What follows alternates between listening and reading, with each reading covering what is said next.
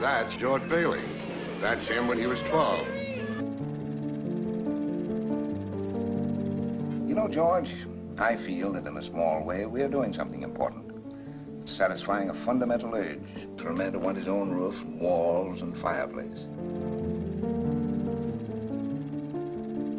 Enter the Martini Castle, that joy and prosperity may reign forever. What does that get us? A discontented, lazy rabble instead of a thrifty working class. This rabble you're talking about, they do most of the working and paying and living and dying in this community. Don't look now, but there's something going on over there at the bank, George.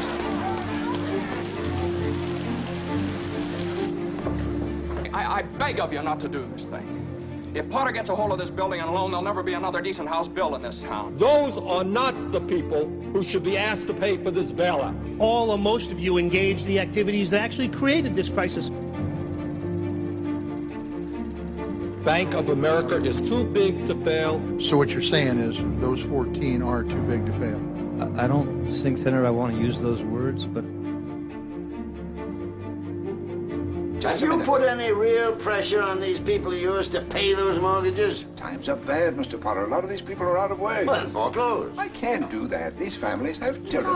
Not my children. Big cities across the country are seeing a big jump in the number of people losing their homes.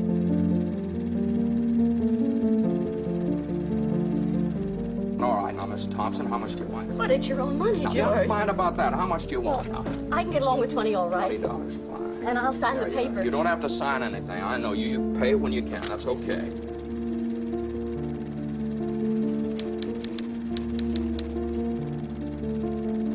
Millions and millions of dollars paid out in bonuses by the insurance giant AIG. The 20 largest bailed out banks received $283 billion in taxpayer money, and the executives running those 20 troubled banks still received enormous paychecks. Yeah, but we've got to find that money. Uncle Billy, look, do you realize what's going to happen if we don't find it? Banks are hoarding the money. It's like taking the American people's hard-earned tax dollars and slapping them in the face with it. Where's that money? You realize what this means? It means bankruptcy and scandal and prison. One of us is going to jail. Well, it's not going to be me.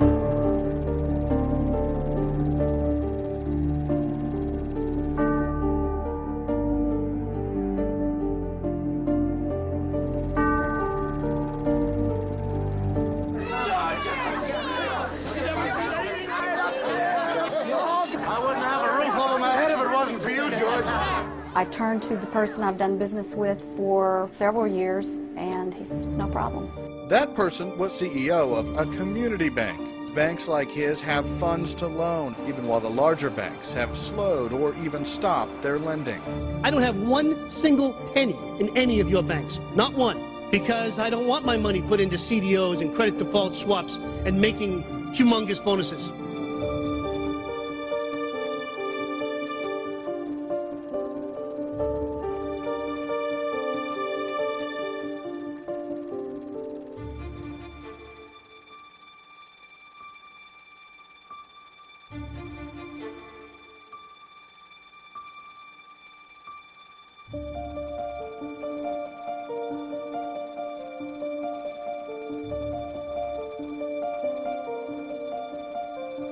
There's just one thing more, though. This town needs this measly one-horse institution, if only to have some place where people can come without crawling to Potter.